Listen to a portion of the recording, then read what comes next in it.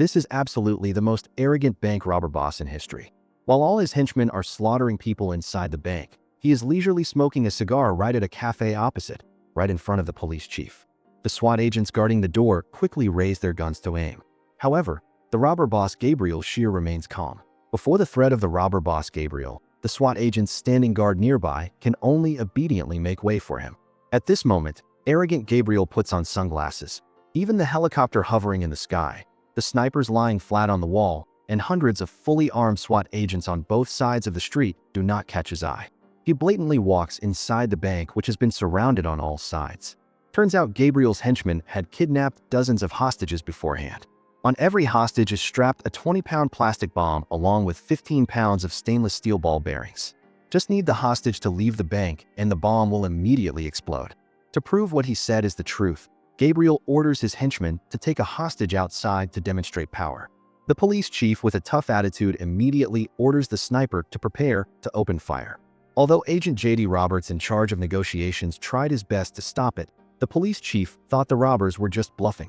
Taking advantage of the moment Agent Roberts is communicating with Gabriel, the police chief seizes the opportunity to order the breach. The sniper on the roof decisively opens fire, shooting down the robber escorting the hostage. The female hostage, panic-stricken, plans to run back to the bank, but she is rushed by SWAT agents to rescue and pulled back. The hostage screams miserably and does not want to leave at all, but the SWAT agents, not understanding what is happening, still forcibly take her away with the help of teammates. But right in the next second, the bomb on her body explodes. The shockwave from the violent explosion, along with thousands of steel balls 1 centimeter in diameter, immediately turns the street around the bank into a living hell. Dozens of SWAT agents are blown away by the shockwave, in the blink of an eye pierced by steel balls like a hornet's nest. Just in a few short seconds, the busy street is instantly blown to pieces into a ruined city. At this moment, a bloody steel ball rolls in front of Stanley Jobson, and the person accidentally caught in this incident is about to become the main character of the whole case. Time goes back to 4 days ago. A top hacker from Finland unexpectedly appears at Los Angeles airport. The man named Axel Torvalds is currently wanted by the US government for computer hacking crimes. Although using a fake passport, his true identity was still investigated by customs. Not yet stepping out of the security control hall, he was caught by the FBI. However, Axel, after being caught, did not give up. He immediately invited a famous lawyer and intentionally used a foreign language to avoid FBI interrogation. This proves even more the purpose of Axel's trip is not simple at all. Therefore, Agent Roberts just continued interrogating while pulling and shoving to forcibly take Axel's lawyer out of the interrogation room. Then he pulls out a gun to introduce himself to Axel. He used to lead the biggest anti-cybercrime task force in the country. Later, because a suspect faked madness, he shot through that suspect's palm. From then on, that man would never be able to use a computer like before. Unexpectedly, Agent Roberts' threat had no effect at all, because Axel knew clearly the methods of the boss behind the incident. If he said one more word, a few days later he would be killed. But he underestimated the opponent's power. Right while Agent Roberts is interrogating Axel, the assassin sent by the boss was present right in the observation room next door. The assassin calls into Agent Roberts' desk phone under the name of the police chief, successfully tricking Agent Roberts to go out. And Axel, with no one guarding, completely relaxed himself, drawing all sorts of things on the one-way mirror of the interrogation room. Unexpectedly, the Reaper arrived. The assassin quickly opens fire, shooting straight into Axel's head. Even the lawyer standing nearby suffers the same fate. At this time, Agent Roberts also realizes something unusual. He throws the phone down and immediately turns back. But in the interrogation room, only 2 corpses remain. In another development, Stanley Jobson, a top hacker just released from prison and playing golf on his roof, also welcomes an uninvited guest. This woman named Ginger Knowles not only has a hot, seductive body, but also understands clearly Stanley's background and history. She wants to invite Stanley to meet her boss and promises that just need to meet once, she will pay him a generous remuneration. Before Ginger's softness and persistence, Stanley still politely refuses because he was warned by the FBI. Just need to use a computer and he will be arrested and thrown in prison again. So have you met Holly recently? Hearing Ginger say his daughter's name, Stanley immediately changes his expression and chases her out. Because the daughter is his biggest weakness. A few years ago, because he was put in prison, his wife took the daughter to remarry an adult film director, and because of that he lost custody of the daughter. During the past 20 months, Stanley continuously 6 times petitioned the court, but every time was rejected by the court just because of no money. And all these situations were completely grasped by Ginger. She hands Stanley a document folder inside containing a full 100,000 US dollars. Seeing such a large amount of money, Stanley was moved, and the boss behind whom he is about to meet is Gabriel Shear. On the outside, he is just a middle-aged tycoon immersed in wine and women and enjoyment. However, all those things are just lies. His true identity is a top assassin. Gabriel, with the surrounding of more than a dozen beautiful girls, just sat down in the private room. A few minutes later, Ginger led Stanley in. Gabriel enthusiastically invites Stanley for good wine. But Stanley understands clearly the opponent's purpose is definitely not just to drink wine simply like that. Gabriel also doesn't speak many nonsense words, immediately signaling a blonde girl sitting next to Stanley. Right after that, he orders henchmen to bring a computer. The screen displays the entrance to the defense database, encrypted 128-bit. Even a top hacker to crack the code needs at least 1 hour. But Gabriel demands Stanley must finish decoding within 1 minute. Stanley intended to refuse, but unexpectedly, the large bodyguard behind immediately restrains him. At this time, Gabriel increases the difficulty for Stanley.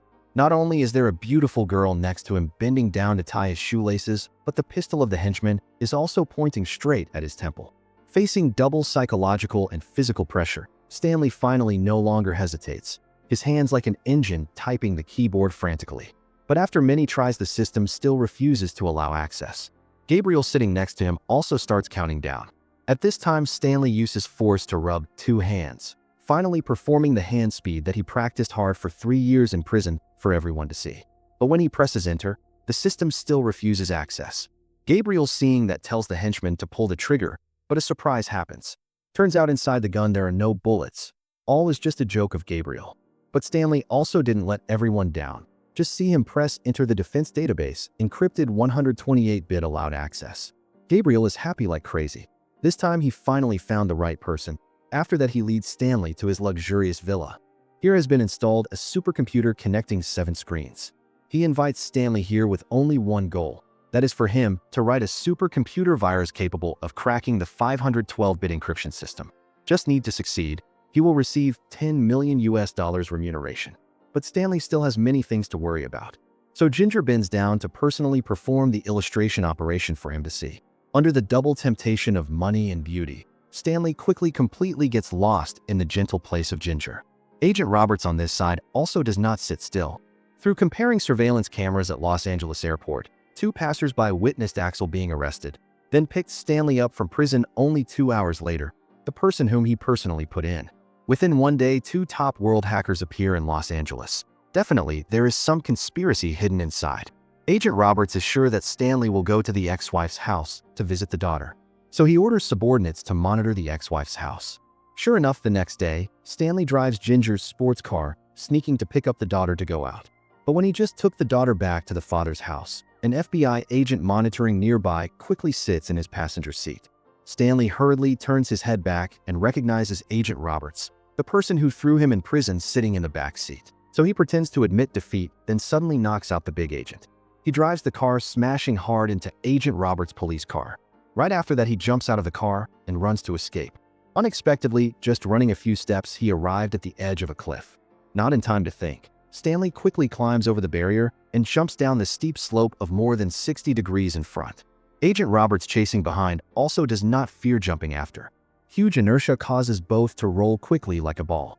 Stanley is 1 step faster, regaining balance first. But not yet happy for 2 seconds, he slams straight into the police car, blocking the road, driven by Agent Roberts' henchmen.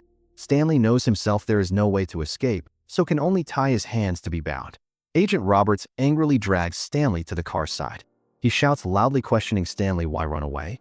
Almost caused them to be crushed on the beach. Turns out they only came to ask about the situation, not intending to arrest him to the station. But the experience of being arrested before still makes Stanley have resentment, so refuses to reveal anything. Agent Roberts, helpless, can only tell Stanley about the case of Axel being silenced, and he gives him a business card instructing if there is anything, then call him immediately. However, when Stanley returns to Gabriel's villa, he unexpectedly discovers a bugging device hidden in Ginger's clothes. He immediately closes the room door. Ginger Alert also pulls out a pistol immediately. At this time, outside the door unexpectedly rings the call of Gabriel. Ginger reluctantly can only reveal the identity as an undercover agent of the Drug Enforcement Administration, DEA. Just finished speaking, then Gabriel walks in.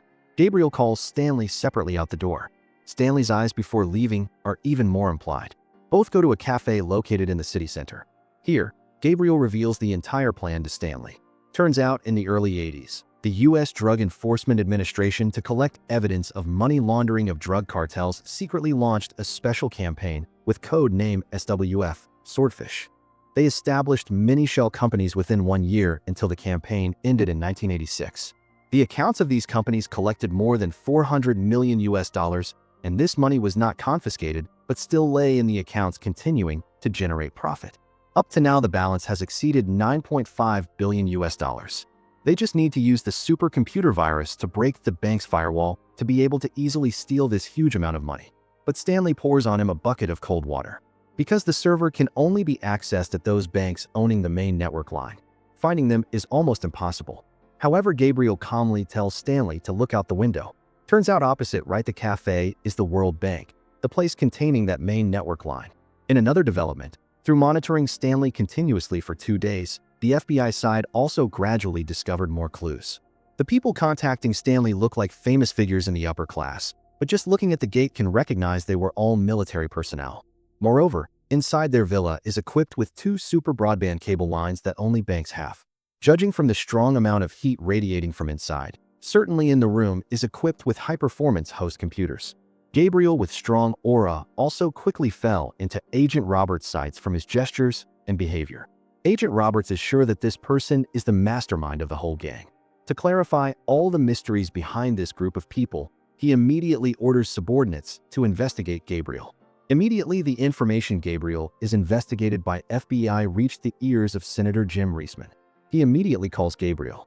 Turns out Gabriel's true identity is actually a subordinate of Reisman, and Reisman is the true mastermind standing behind the action this time. To avoid Gabriel's identity dragging him down, Reisman orders Gabriel to cancel the action immediately and go abroad to hide temporarily. However, Gabriel at this time is like a wild horse escaping the stable, bluntly refusing Reisman, and he declares the action will proceed as planned. Gabriel's betrayal makes Reisman feel greatly threatened, so he orders subordinates to act first to silence Gabriel.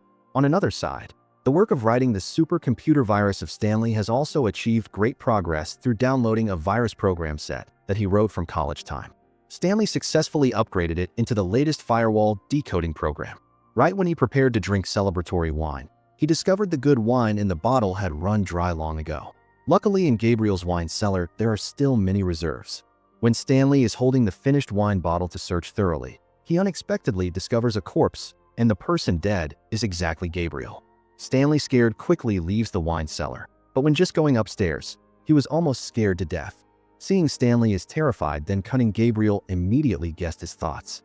He drives a sports car taking Stanley for a ride and tells him that in this world there is a thing called misdirection.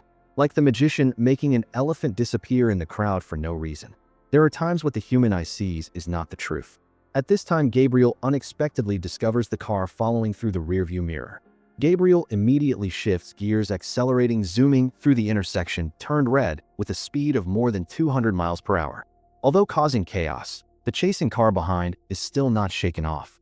So Gabriel tells Stanley to control the steering wheel, while he immediately pulls the car handbrake. Then he stands up, pulling both guns out. Right at the moment the chasing car overtakes, he simultaneously takes down the drivers of both cars. The SUV tracking, they fly away right the next second. Right after that, Stanley drifts the car and stops. Gabriel quickly gets out of the car, opening the trunk. Deep inside is a heavy machine gun.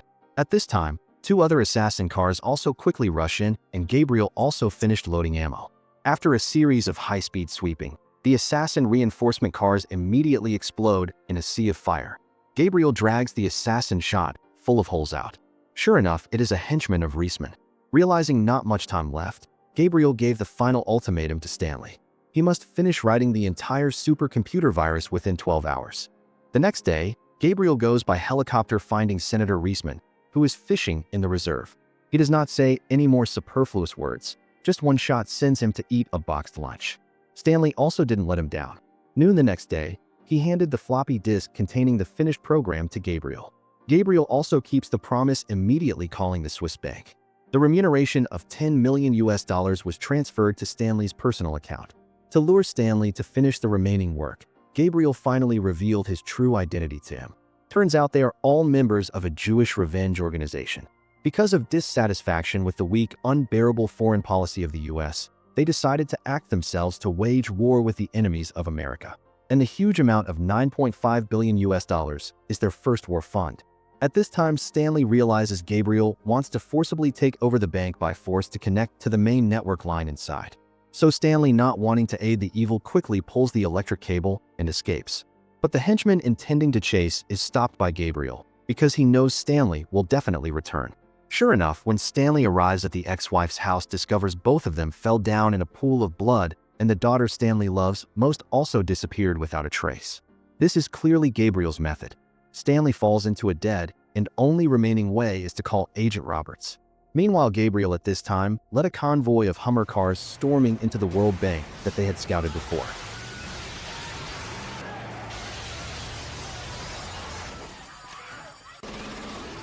And he quickly controls all staff inside the bank.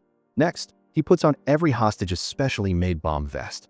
After that, he starts the confrontation with the police. However, due to the wrong command of the police, the bomb on a hostage exploded right on the spot. Dozens of SWAT agents died at the scene. After the explosion, Gabriel immediately demands the police prepare a plane for them within 25 minutes. Then they will withdraw from the airport by bus.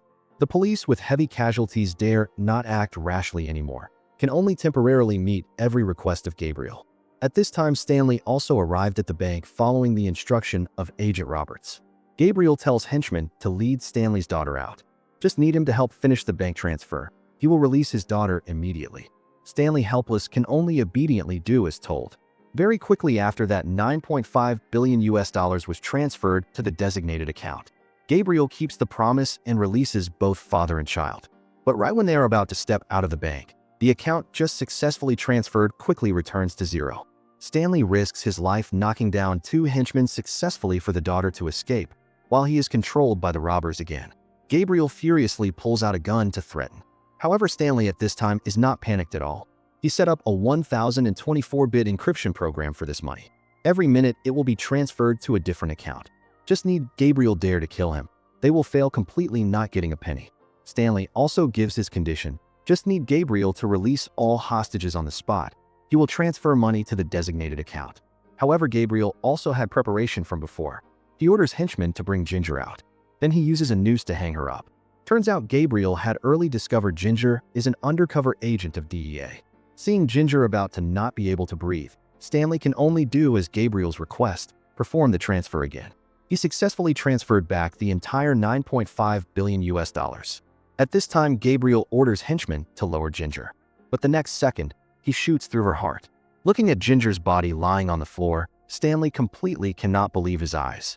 Not in time to grieve, he along with others is escorted onto the bus that the robbers prepared from before. To prevent risks requiring police to perform clearing airspace within a radius of 5 kilometers. The crazy henchman even prepared a grenade launcher. Very quickly after that, the bus carrying the robbers left the bank under the escort of many police cars. At the same time, the police also set up a dragnet at the airport.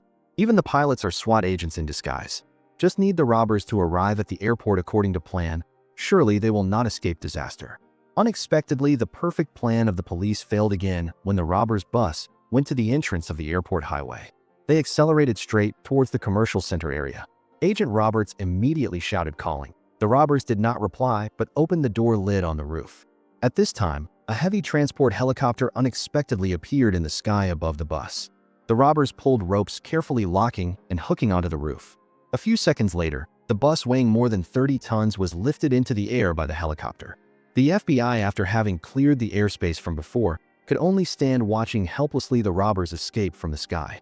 But joy was short-lived. The airflow changed suddenly, causing the bus hovering in the air to crash straight into a nearby building. The rope behind the bus also snapped. The bus only remaining 2 ropes immediately stood vertically. The huge collision immediately threw a robber and a hostage out the window. Luckily, finally, the helicopter still successfully landed the bus onto the roof of the building planned from before. And at this time, another helicopter was also ready to take off. At this time, the robbers one by one turned off the bomb detonators. Gabriel, with an arrogant face, said goodbye to Stanley. Then he, along with henchmen, climbed onto the plane prepared. Ginger's death is still vivid before eyes. Stanley absolutely does not allow this devil to escape his eyes like that. So he opens the ammo box the robbers left on the bus. Then he aims straight at the helicopter just taking off, launches the missile successfully before Agent Roberts arrives. Along with a huge violent explosion, Gabriel and henchmen just like that met their end. The next day, Agent Roberts takes Stanley to the autopsy room to identify the body. Although the body was blown to pieces, DNA testing confirmed the deceased is Gabriel. At this time, Agent Roberts' subordinate reports that DEA has no record of Ginger, and in the morgue also no body of her. How can a body disappear for no reason? Images of 2 days ago quickly flashed through Stanley's head. Turns out Gabriel completely did not get on the plane. The body found on the plane is just the corpse he saw in the wine cellar before. At this time on Stanley's face appears a strange smile, but he did not tell the truth to Agent Roberts because he also received $10 million from Gabriel. A week later, a brunette woman unexpectedly appears at a private bank in Monte Carlo. She transfers evenly $9.5 billion from the account to 10 different accounts. And this woman is Ginger Knowles, the person shot through the heart by Gabriel. After completing the transfer, Ginger goes to the yacht docked at the pier, and the person waiting for her is Gabriel Shear with hair cut short. Turns out Ginger is completely not an undercover agent of DEA. All these things are just a script that Gabriel designed from before, and this huge amount of money was also not spent wastefully by them. Within 6 months after that, dozens of terrorists escaping punishment were one by one assassinated mysteriously. The story today ends here. Thank you for watching the movie. How do you find this movie?